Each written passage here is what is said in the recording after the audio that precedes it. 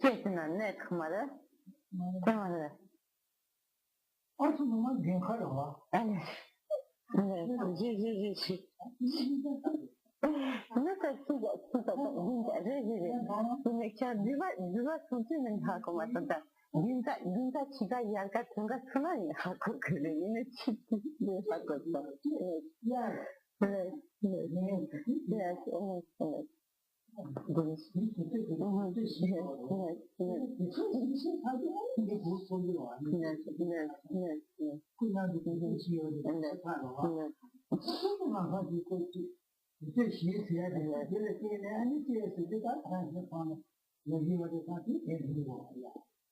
네.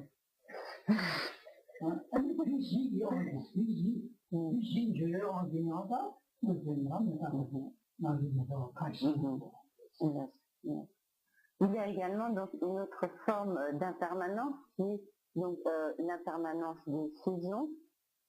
Donc, j'avais pas tout de suite compris à la grande surprise de Rinpoche lorsqu'il l'a dit de façon abrégée, et, bon, donc j'avais pas reconnu les mots. Et donc, donc une impermanence donc qui fait que la nature se transforme donc de saison en saison, donc en passant de l'hiver au printemps, du printemps à l'été, de l'été à l'automne, est également donc une forme de 4 temps d'impermanence. Donc,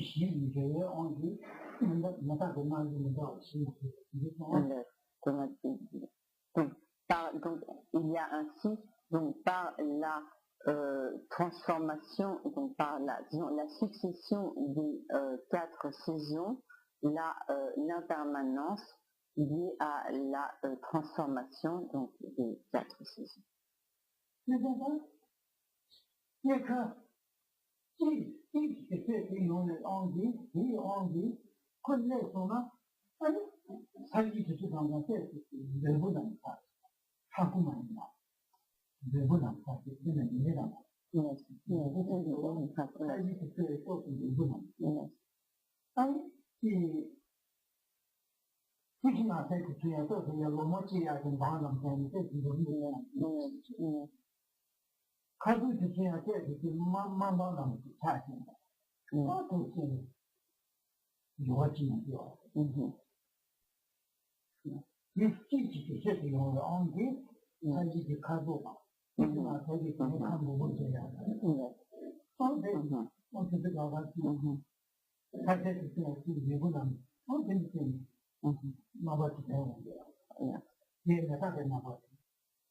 En effet, par exemple, lorsque vient le printemps, donc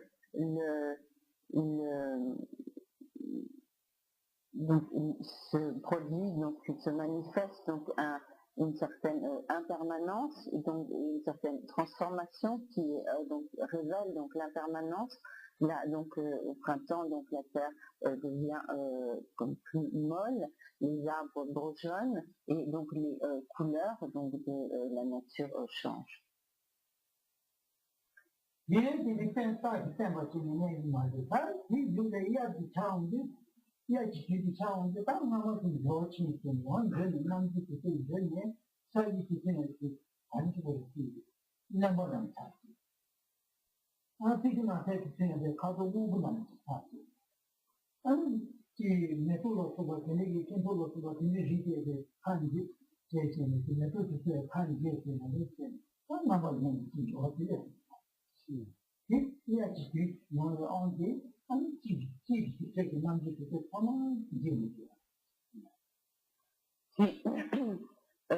Par l'arrivée donc de l'été engendre donc une autre transformation qui fait donc que la terre donc est plus humide, que l'herbe pousse, que les fleurs poussent, etc. Et que donc à nouveau la nature donc se transforme par l'arrivée de l'été.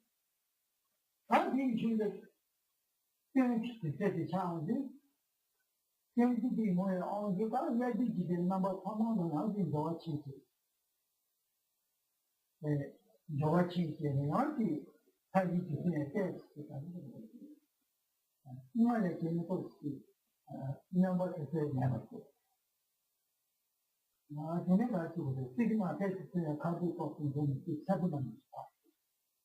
그래서 그 바다 그 이야기 만지게 딱 내는데 어떻게 한번 좋아지세요.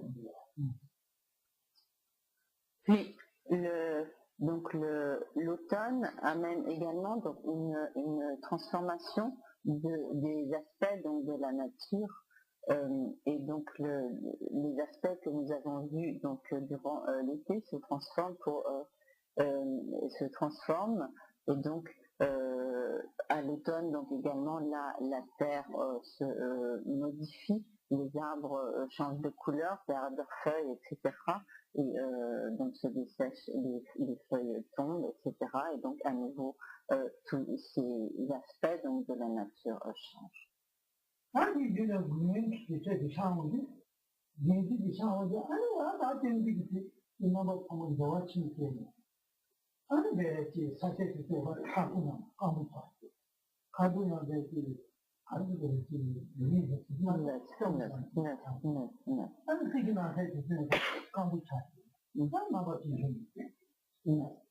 Puis par l'arrivée donc de l'hiver, la nature change à nouveau, la terre donc se durcit, les arbres sont secs, donc n'ont plus du tout, ont perdu toutes leurs feuilles, et donc l'aspect de la nature change complètement et toute la nature est comme grise.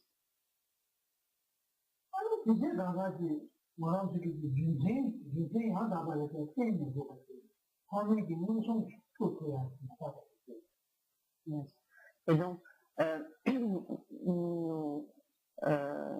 nous pouvons constater, donc voir par nos yeux donc cette impermanence et voir donc au fil donc, des 4 saisons la nature, donc tout ce la nature qui nous environne n'a aucune stabilité. Cela est également une des formes de l'impermanence grossière.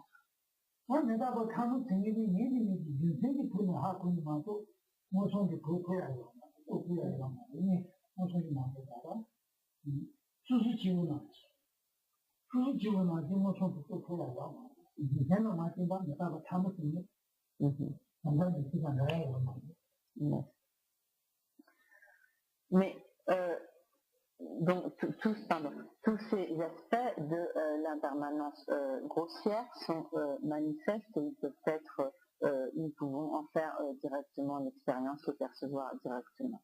Mais il n'en va pas de même de l'impermanence subtile. Donc les êtres ordinaires ne peuvent percevoir donc l'impermanence subtile qu'à l'aide de l'analyse et du raisonnement. Et donc, les êtres ordinaires sont donc incapables d'avoir une réalisation directe ou une perception directe de l'impermanence subtile des objets qui nous entourent. Donc, si je vais en dire des joies, qui va dire, mais d'ici, ma personne de condition de quand on peut courir. Ah, c'est que je dis, mais ça va t'amuser. Andi va le faire, c'est que on dit, tout le monde est venu, mais c'est moi qui vais quitter le site. Déjà qui vais quitter le site, pas ici. Tu vois? Tu sais, il est pas. Comment dire? Tout. J'ai tout. Comment dire? Comment dire? Comment dire? Il y a tout le monde qui a dit, tout. ah, Tout. tout le monde. Ah, non, tout le monde est bien de joie qui me dit, oui, là, si quelqu'un qui 뭐 다 그렇게 로다 그게 이야기 참 어디 말은 좋아 친구 친구들도 이제 말에 학교 걸은 좋은 거죠.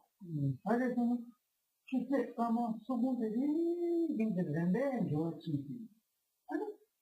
이야기 참 어디 말은 좋아 친구 친구 엄청 बात है देखो दूसरा क्या बता जिससे काम सब दे दे ये तक कि हम समझ में देखो कि तो जो Mais, donc cette impermanence subtile, il ne nous est pas possible donc pardon, je commence autrement. Donc, lorsque Rinpoche nous parle de l'impermanence des 4 saisons, donc de la transformation de saison en saison, il ne fait que, comme il mentionne cela pour mémoire, mais nous savons tous ce dont il s'agit et nous avons tous fait l'expérience. Il n'en va pas de même donc pour ce qui est de l'impermanence subtile, donc cela n'est pas quelque chose que nous percevons de manière évidente, manifeste, mais cela se réfère au fait que donc nous savons qu'il y a donc dans une journée il y a donc 24 heures, que dans chaque heure il y a donc 60 minutes, que dans chaque minute il y a 60 secondes, et plus et en fait donc tous les phénomènes donc de notre environnement se transforment donc de seconde en seconde. Ils n'ont pas la capacité de demeurer en fait stable une seule seconde, mais en fait ils ne font que se transformer d'instant en instant. Et lorsque dans le changement des saisons, nous constatons donc une impermanence manifeste.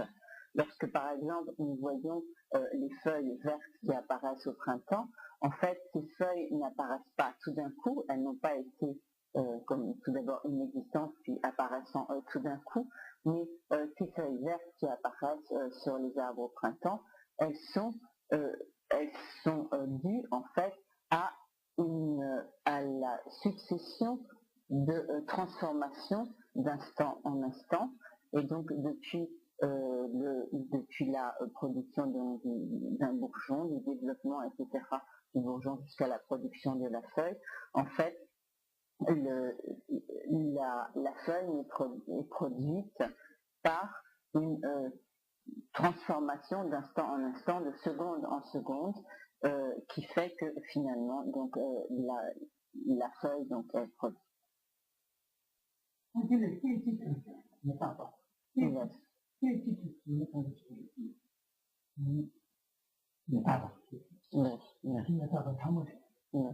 Et donc cette impermanence donc qui se réfère à la transformation des objets d'instant infime en instant infime, ce qu'on appelle donc l'impermanence subtile, ou littéralement en tibétain comme l'impermanence de l'instant. On ne peut pas vraiment dire instantanéité parce que ça n'a pas le même sens en français, mais donc l'impermanence littéralement de l'instantanéité ou de la transformation d'instant en instant. Et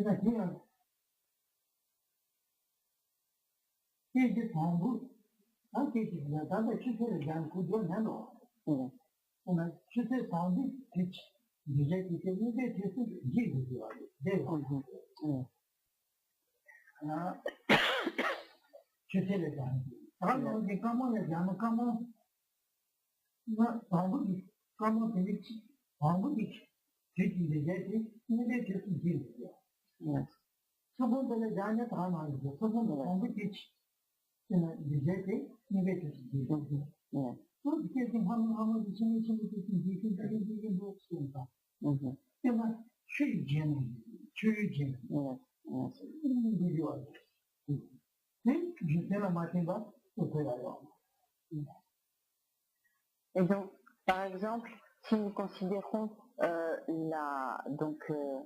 l'impermanence d'heure en heure, par exemple, l'objet produit qui existait à 1 heure n'existe plus lorsqu'il est 2 heures. Et nous pouvons faire cette même réflexion sur un plus court laps de temps. Donc, le phénomène, l'objet produit qui existait donc à la première minute, lorsque vient la deuxième minute, cet objet de la première minute n'existe plus. Et si nous ramenons ça donc à des secondes, donc lorsque vient la deuxième seconde, l'objet produit qui existait à la première seconde n'existe plus. Et donc c'est ce que l'on appelle donc l'impermanence subtile, et cette impermanence subtile ne peut être comprise, appréhendée que par le raisonnement.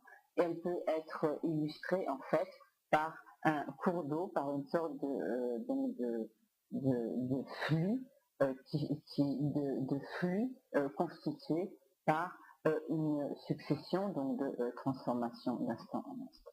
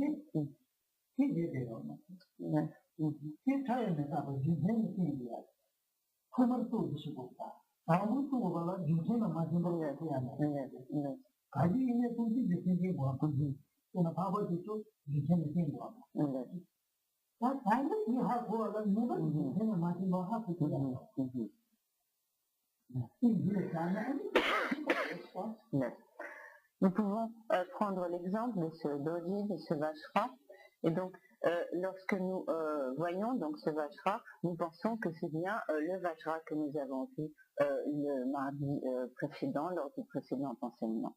Mais en réalité, le vajra que nous voyons à présent n'est pas le vajra que nous avons vu donc lors du précédent mardi, car le vajra que nous avons vu mardi il y a 15 jours n'existe plus aujourd'hui.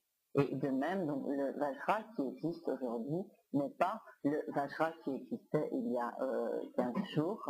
Ce qui existe, c'est donc la continuité d'existence, comme le flux ou le continuum d'existence le continuum d'un même courant d'existence, mais le vajra que nous voyons à présent, donc il n'est pas celui qui existait donc il y a 15 jours.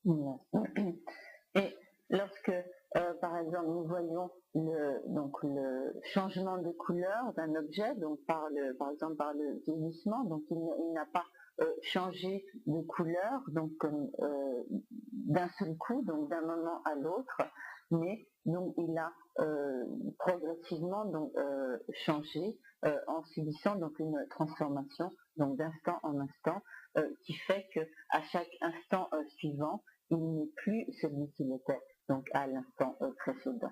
Mais donc cela ne peut être compris donc au départ que par le raisonnement, et donc seuls les aryas ont la capacité de percevoir donc de façon directe, donc sans l'aide du raisonnement, l'impermanence subtile. 并且呢，拿来下想呢，环境不麻不解，不麻不解呢，这个人会几个那么多的，完全的罗，他们是从为有的这种会的，人的感觉有的，他们讲了最近就这个新闻，最近人家都是都穷啊，这个，啊，他的。मैं ये बताता खाते को बताते कि मैं जो चीजें जो लोगों में ले होंगे तो यदि कि ये सोचा चाहिए और खाते चाहिए जो कि आदि चाहिए ये था सारी दिन किसी को ही होगा यदि हम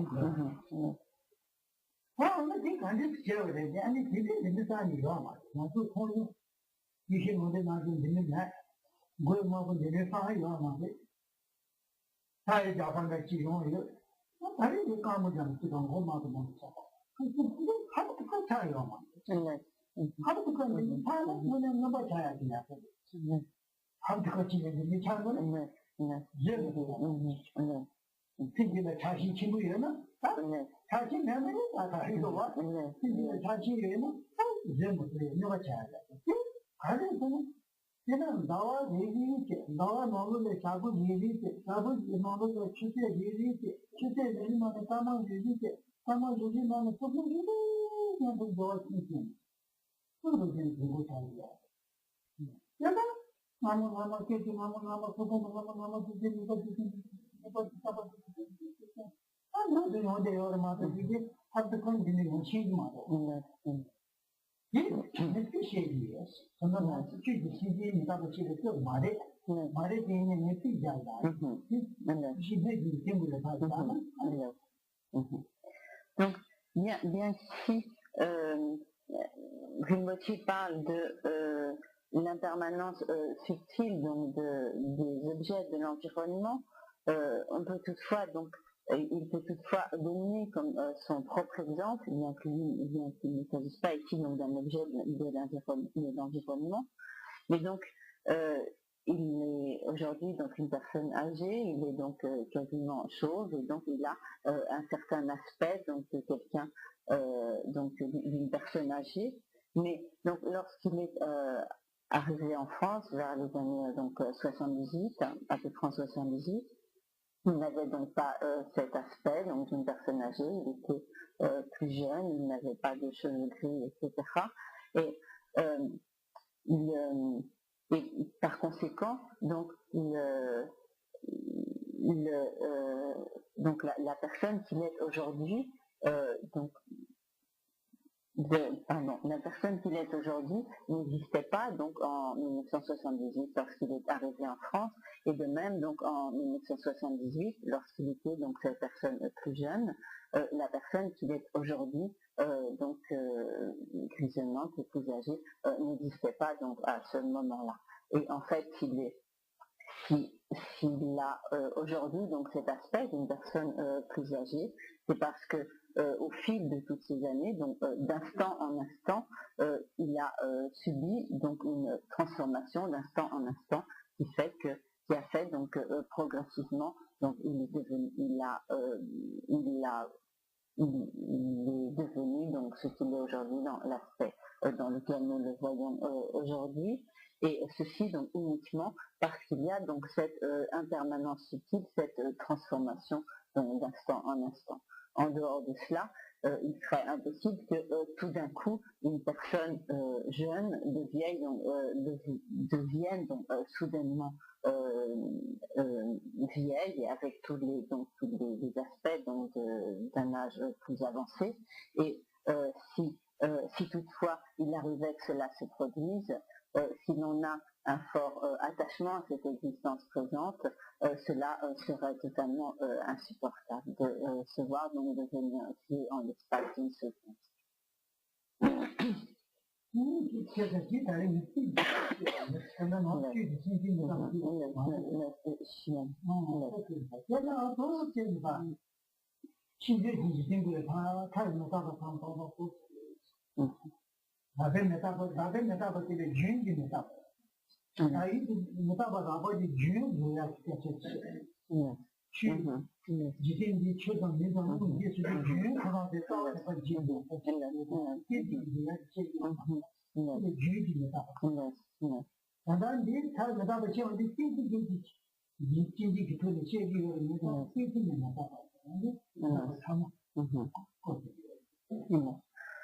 Et donc, Rinpoche a ainsi expliqué ce qu'était l'impermanence subtile, et donc nous voyons en fait que cette impermanence subtile est en fait comme une destruction ou comme une transformation d'instant en instant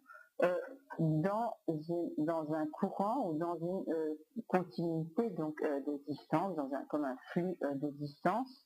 Et par contre, lorsqu'il a été question de l'impermanence grossière, nous avons vu en fait que cette impermanence grossière est constituée donc par l'extinction d'un courant d'existence, alors donc l'impermanence subtile traite donc de transformation donc d'instant en instant à l'intérieur d'un courant d'existence.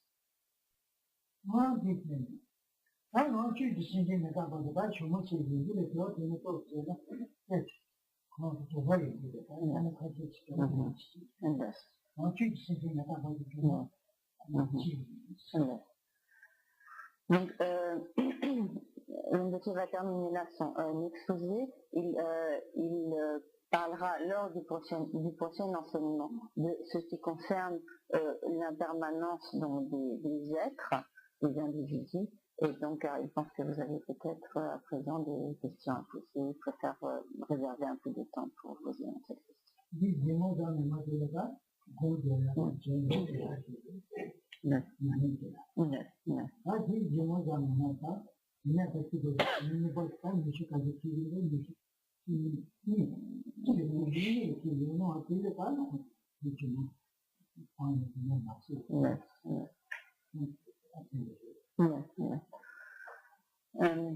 Donc le mardi prochain, il n'y aura pas d'enseignement, donc mais il y aura donc méditation et donc pratique, récitation donc, de prière et de pratique.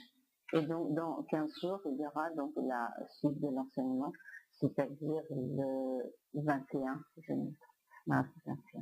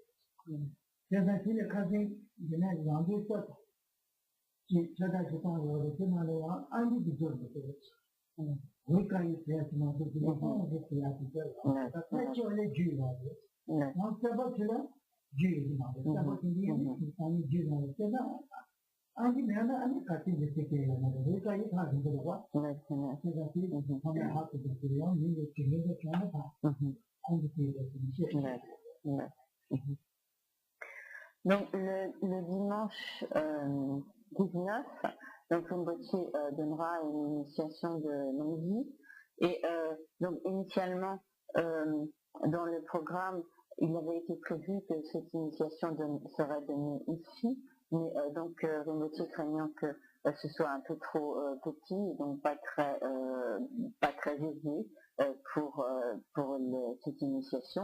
Donc finalement la salle donc, qui est donc rue Caillot a été réservée donc à cette occasion. Ça donc sur le programme qui a été envoyé ensuite, donc le numéro donc le 11 rue Caillot n'avait pas été précisé.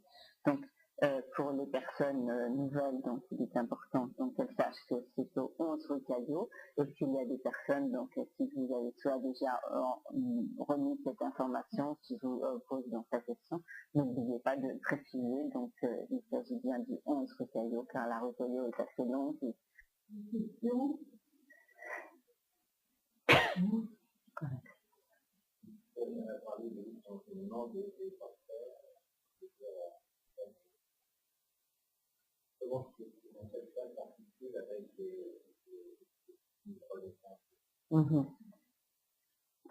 Kamsung di corazón Valles, tiene Kamsung dan Joajitu sesuatu di Dovijes, Joajitu.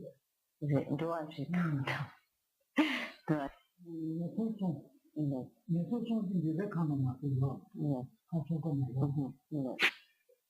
ni an Vivekananda, il capo di Vivekananda mio.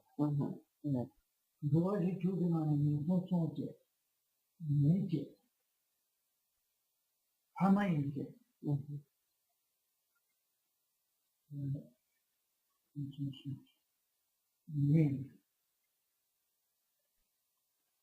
Amainte. Niente. Vivekananda là.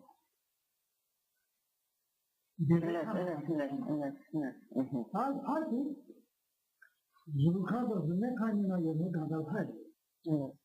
Mama Kuzama. Sedan dois de maneira aqui tá cansado também. Deve falar eu não falar. O canal eu não canal.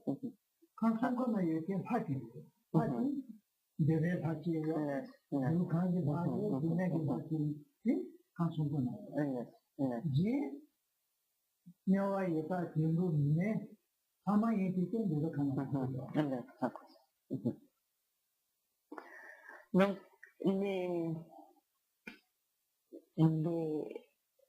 les êtres des états infernaux, les prétas, donc les esprits à vie, les animaux, et donc les êtres humains et les asuras, ou donc les sortes de titans, appartiennent tous au monde du désir.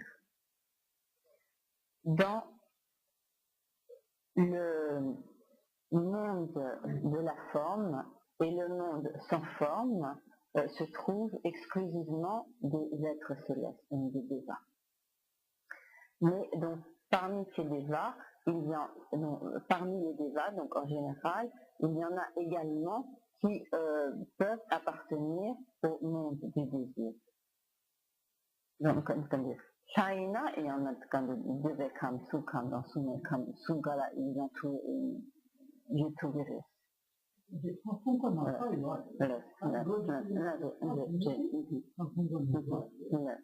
Et donc, ainsi, on trouve donc, des êtres célestes, des dévas, donc dans le monde du désir, on en trouve dans le monde de la forme et dans le monde sans forme. Donc, dans le monde de la forme et le monde sans forme, il y a exclusivement des dévas, et donc parmi les asuras, les êtres humains, les animaux, les prétas, les êtres des états infernaux, il y a exclusivement donc des êtres du monde du désir.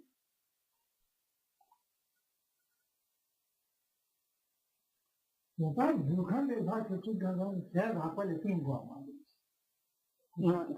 moi, c'est vous raconter.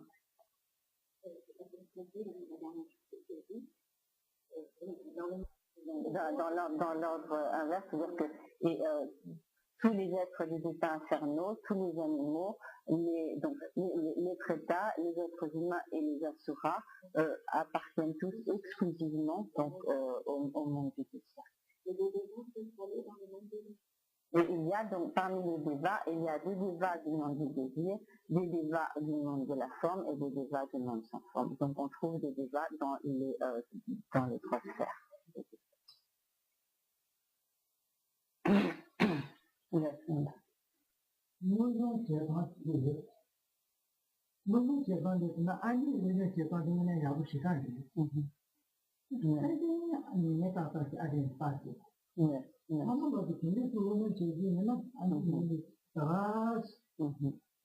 나는 그냥 맞이했지. 아직 제약이 당고 간지 제약이 되게 처음에 되게 따지면은 야구 시간이 있는데 아니 내가 야구 시간 뭐. Oui, c'est pas un compliment.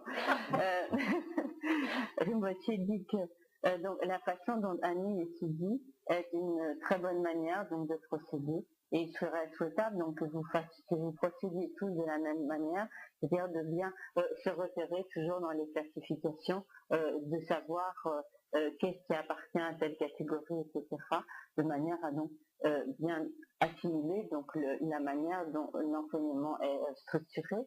Et donc, si vous procédez de cette manière, il est certain que vous arriverez donc à bien comprendre l'enseignement.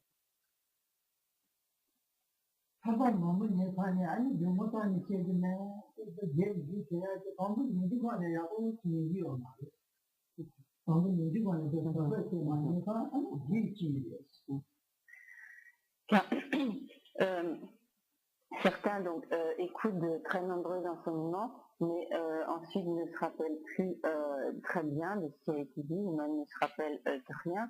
Et cela provient essentiellement du fait que au départ, donc lorsqu'ils ont suivi ces enseignements, ils ne les ont pas très bien écoutés, ne les ont pas écoutés donc, suffisamment attentivement, suivis suffisamment.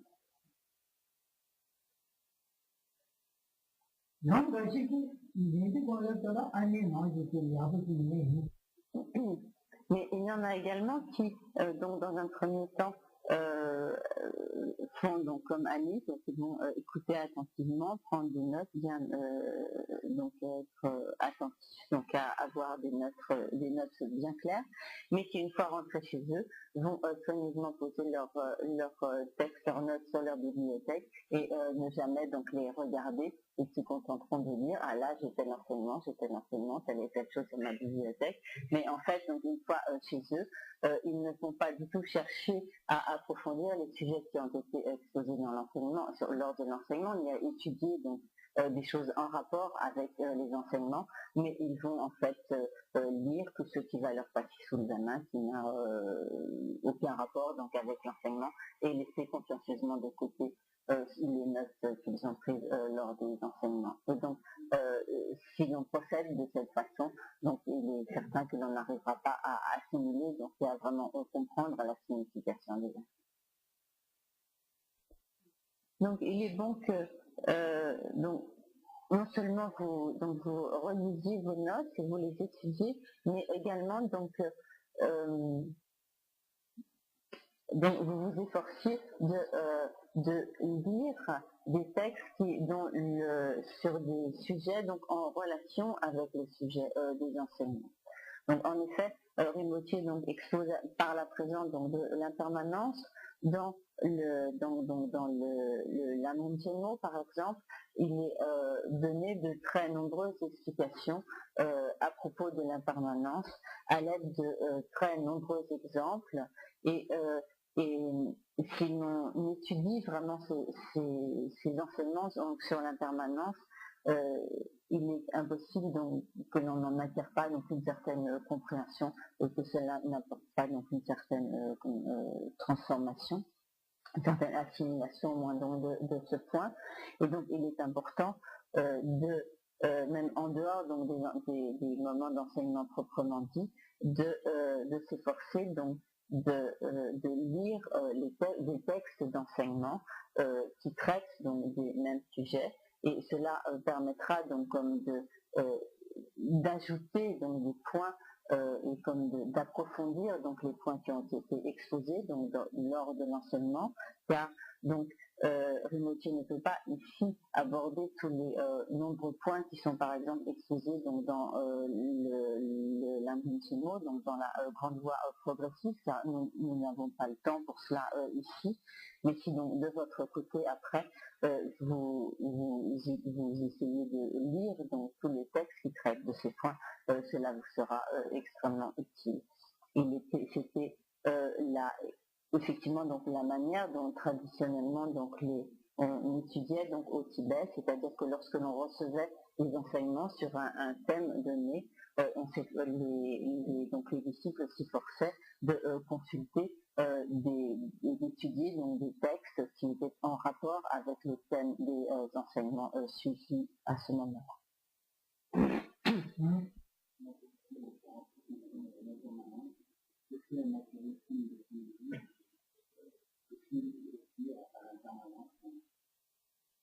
Il n'y a pas d'impermanence grossière ou subtile donc, sur la nature ultime donc, du phénomène, car la nature ultime du phénomène est permanente. Donc la nature ultime n'est pas impermanente, donc elle est permanente. Elle n'est pas impermanente parce qu'elle n'est pas produite par la conjonction donc, de causes et de conditions, et donc elle existe comme par la nature même du phénomène. Donc elle existe comme de par sa nature même, mais pas par la conjonction de causes et de conditions. Elle est permanente, elle ne subit pas de transformation, car donc tout phénomène qui serait donc impermanent par définition donc subit une transformation. Donc, que l'on parle donc de la nature ultime.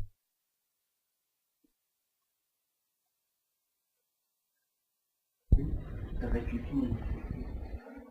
Donc là, il y a un moment qui avait quitté l'existence, un autre moment. Mais quand doji qui pète tembares, imta doji te yutu te ki ten ki toni yoares, ani doji te di tona netu, ya te ki ten ki toni yomares, sinon te nitaba mareves. Doji tengi toni te nitaba mareves. Mainte doji doji kona jota chene chene doga ko jowa no ya jiya yo ko ji doji ko dige tone te ji do amares jowa chemo te amares doji doji de na ba yesa tone kona na ba chaso amares ni dige tone te da doji de na ba yesa ni dige tone su de podo kona re 제가 그 노지 띵기 노지 띵기 노지 띵기 돈이 지 되고 아마도 그런 공부 다 해야 돼. 이제 돈이 되지 말이야. 이 돈이 다지 말이야. 그런 공부 다 안 돼요. 그래. 돈이 내가 이거 그 돈이 스타니 지지 말이야. 공부 통상에 다안 돼. 그래. 그죠? 그래. 노지 내가 그 공부 차서는 그래. 띵기 공부 하나 더 해야 돼. 도지 내가 예산 그 동반이 스타니 지지 말이야. 또 다른 얘기로 왔어. 내가 제가요. Donc, lorsque le Vajra est détruit ou lorsqu'il disparaît, donc il y a effectivement donc on ne peut plus dire qu'il y ait la vacuité sur la base du Vajra, et il y a à ce moment-là un simple vide, et donc ce vide donc n'est pas la vacuité, mais on ne peut pas dire donc que la vacuité soit véritablement détruite, donc car la vacuité est comme donc le vide de quelque chose, l'absence de quelque chose, et donc de par sa nature, elle ne peut pas être détruite. Simplement, donc la vacuité sur la base du Vajra n'existe plus lorsque le Vajra n'existe plus.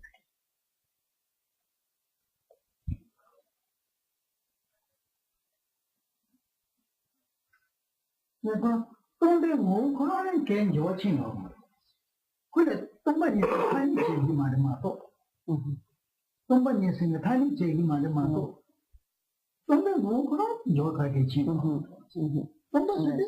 내가 돈 받으러 와. 고소. 고소.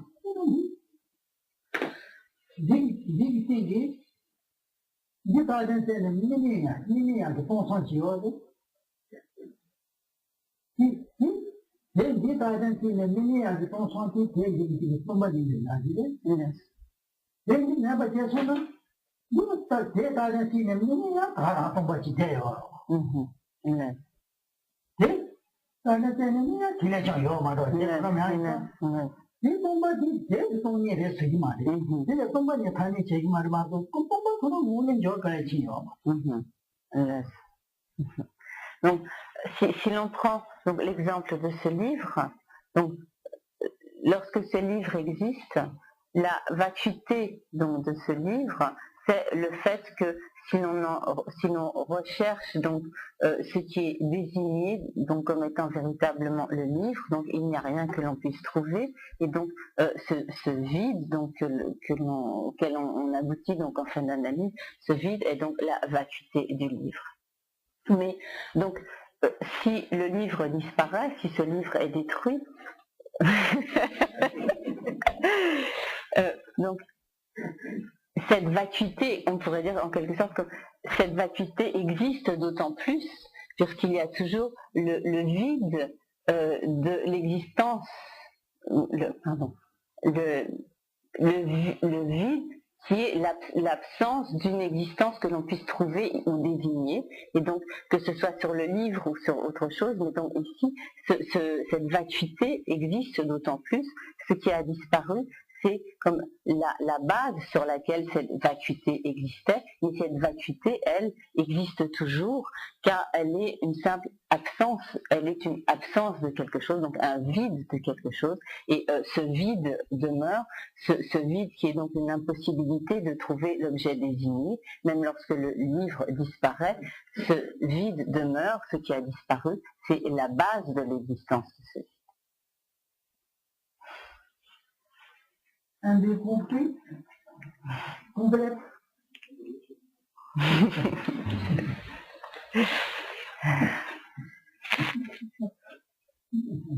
Ça va, maintenant ça va.